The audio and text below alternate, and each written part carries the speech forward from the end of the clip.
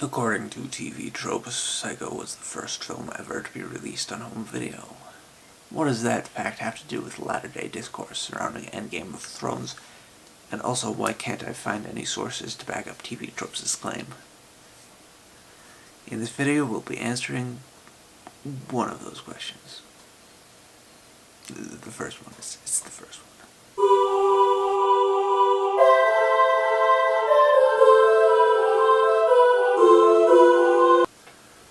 My YouTube wallet is just awash in recommends for Game of Thrones and Endgame related content right now, which is weird, but not weird at all. If YouTube were around 50 years ago in 1969, there'd be a lot of stuff about the moon landing.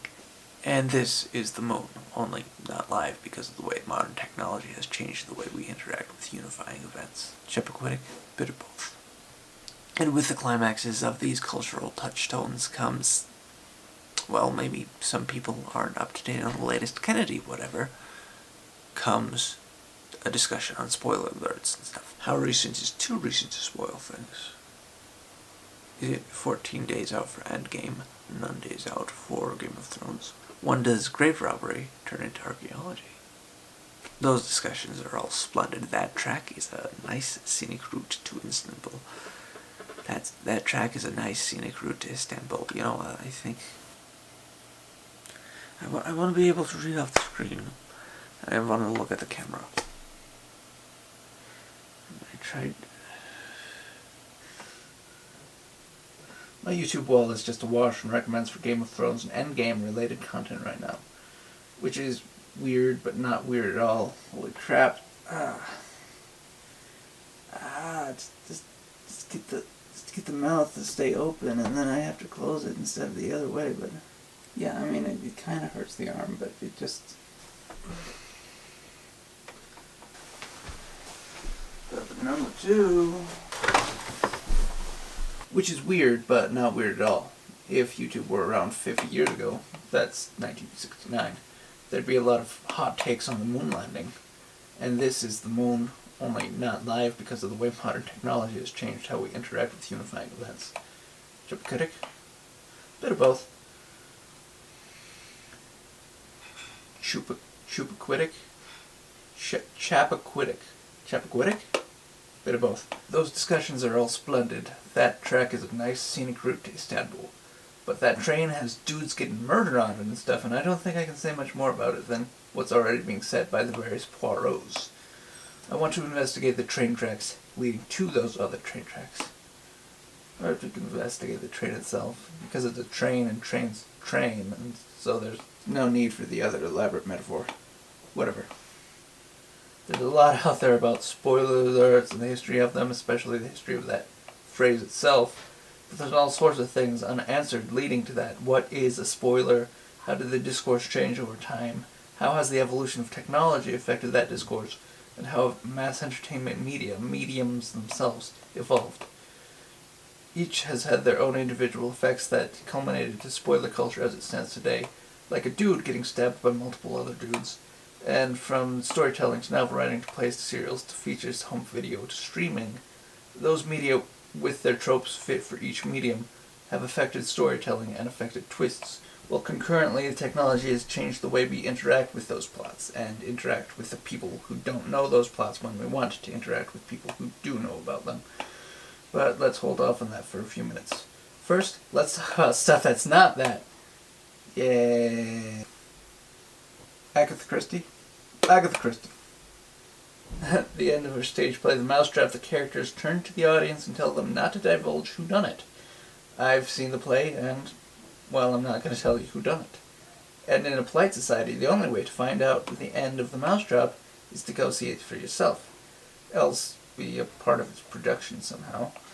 Nowadays, you can look it up on Wikipedia, no spoiler warnings. H.G. Clouseau's Le Diabolique contains an injunction in the form of an intertitle at the end, not to give the end away. It's the existence of this film that led directly to the creation of Alfred Hitchcock's Psycho, which notably prohibited people from entering screenings late, lest the twist beginning be spoiled. I've heard it said that this policy single-handedly killed the film matinee practice, wherein a theater would have an all-day cycle rotating through newsreels, cartoons, serials, trailers, and the A and B pictures, just on a loop where you can show up whenever and leave once you've seen the whole cycle. That's probably not true, as both serials and newsreels were already in decline in the year 1960 due to the growing proliferation of television, audiences being able to watch the news and serialized television at home instead. But the "thou shalt not enter Psycho" or "les diaboliques" after the screening has begun commandment could never have existed in matinee culture. Evolution of media allowed twists to become not just a part of the theater-going experience, but a potentially integral one, which plays to cinema's strength of being a communal experience. Literally social media, a social medium. Remember that part in Endgame when the surprising thing happened and everybody cheered and somebody shrieked in the front row? That was me, I was the shrieker. Other people reacting alongside you to the events on screen, that's something unique and special that digital social networking cannot so far recreate.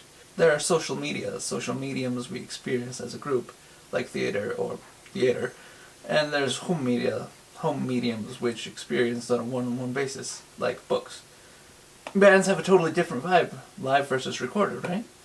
Television can be social in its own more intimate form, and movies at home is a different experience from movies with strangers. Hence, laugh tracks on comedy shows, recreating the social experience and giving your brain permission to laugh. Back to Psycho. Home television, like going to the movies but staying home, is altering the fabric of Hollywood itself as the film industry identifies what it's good at, what it can do that television can't. And television rises, and that gap shrinks. For example, I Love Lucy's practice of being recorded so that it could be shown at the same time of day on the East and West Coasts also allows it to show previously taped episodes over again in the first reruns, whereas before that, television was basically theater, but broadcast. We'll talk more about the shrinking gap later, but it's the things that only home media could do that cinema couldn't that represents a shift. In the early days, there was a general homogeneity of social dialogue. You can decide to a limited extent which channel you watch of the four you get, but you can't decide showtimes. Enter home video, where now you can watch Psycho not just when it's on CBS or ABC, but whenever you want. The dialogue of spoilers becomes important not just when Psycho is in theaters, but essentially now you have to be on guard at all times. There's a relatively wonderful-ish BuzzFeed article link in the Underworld that points out that Google searches for spoiler alert only really went up when streaming took off in 2007. Okay, BuzzFeed. I mean, I can kind of see the correlation there, but sure, let's roll with it. There's a coincidence between spoilers becoming an issue, breaching the threshold into public consciousness, and the rise of streaming as a viable medium for entertainment. That's the noise floor. We realize that long-form media won't always be shared concurrently. Notably, however, neither GOT nor The Avengers are streaming series. And it might be this unification, this necessary collective discovery, that's making spoilers surrounding them so infamous and reigniting the dialogue. It's the same boat we're all together in, only some other part of our brains, maybe floated by streamers, maybe floated by the plain old human mindfulness, realizes that that's not literally true, and maybe we should be compassionate to those who are late to the party. Thus rises I'm going to call it a spoiler culture. Playing Minesweeper, but with tomatoes. Rotten ones. Just all of us. It's an everybody game. Another strength, almost unique to television, is the increased possibility for investment. We've always had serials in written form and in theaters, but remember, television killed film series because of its unique strength. Longer form media can start getting told, and it's now completely possible to have more involved plots and deeper characterization, creating increased audience investment with characters and storylines. From soaps to Breaking Bad to Lost to Mad Men to The Wire to Game of Thrones. The MCU notably takes hints from this. Anybody walking into Endgame, having never seen any of the other films, isn't going to be as invested as somebody who's been following those plotlines.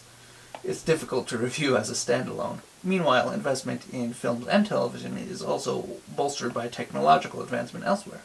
Special effects and visual effects budgets can also amp up our investment, extending the diegesis, ensuring the greater suspension of our disbelief even as the stories get bolder and bolder. When we went in to see Rise of the Planet of the Apes, we were all, oh, look at the CG monkey, such good CG, look at the CG, sure it's nice CG, look at it! By the time War of the Planet of the Apes, we said, yep, those are characters who happen to be simians. Oh, yeah, I guess it's CG. Makes sense that it would have to be.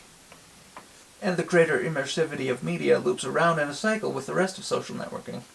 It's a natural instinct after imbibing some media that we think is cool to want to join a dialogue surrounding it, whether in seeking out reviews or trivia or tropes or trailers, wanting to live in the fantasy just that much longer, especially as our fictions gradually expand and grow in complexity and verisimilitude. The dialogue in modern spaces has become more or less permanently accessible as well, with all the positive and negatives that implies. But more importantly to the discussion, creators alter their storyline modes with this community interaction in mind, with all the positives and negatives that implies. Social networks have actively altered the way we talk about spoilers. Like, do we make that spoilers joke on our Facebook wall? How about tweeting it? Can we tweet it? Fewer characters, more of your allotted space taken up by, hey, I'm going to be casually dropping some twists, right? Or whatever shorter, clueless-ier phrase we'd have for that. Playing along with the hashtag Thanos demands your silence and hashtag don't spoil the endgame, anti-spoiler culture codified as social network hashtags.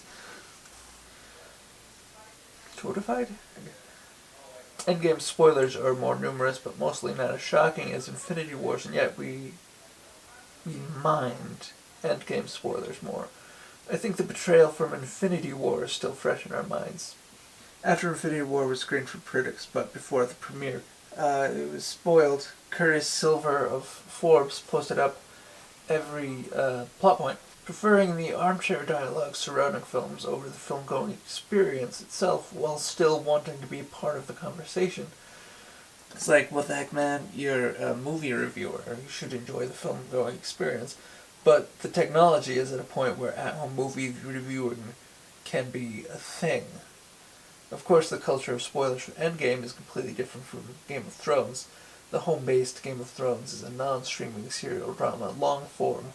Any discourse around it is necessary, going to assume that you have seen the latest episode and thus don't mind divulgence of plot details.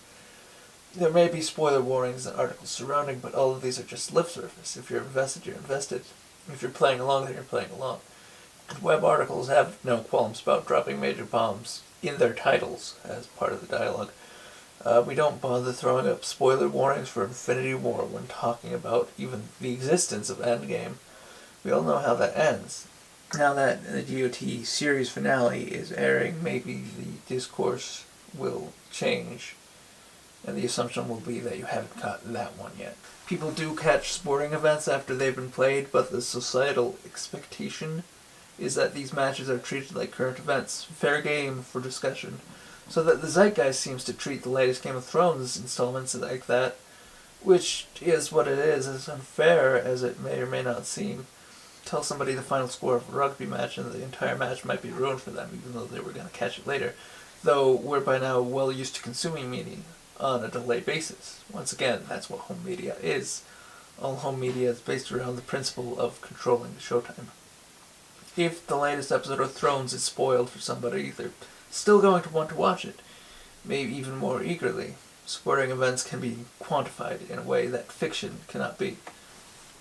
Here's the part where I bring up the 2011 UCSanDiego study that suggests that knowing the ending of a story actually increases enjoyment of said story. The study was carried out using books, short stories by Anton Chekhov, John Updike, Roald Dahl, Agatha Christie again, etc. But obviously, this should apply generally to more than just books. In the war of irony versus suspense, our brains seem to prefer irony. There's still something to be said of discovery, of course. I read the book adaptations beforehand, so I'll never know if I would have caught on to the twist of Zootopia's true villain, or seen by myself the bit with the blueberries coming. That's something I'll have to live with, but I chose to have to live with that. And in the end, isn't that what it's all about? It's the blueberries! By which I mean, it's the berries, only I'm blue. Because I'm sad that I ruined that twist for myself.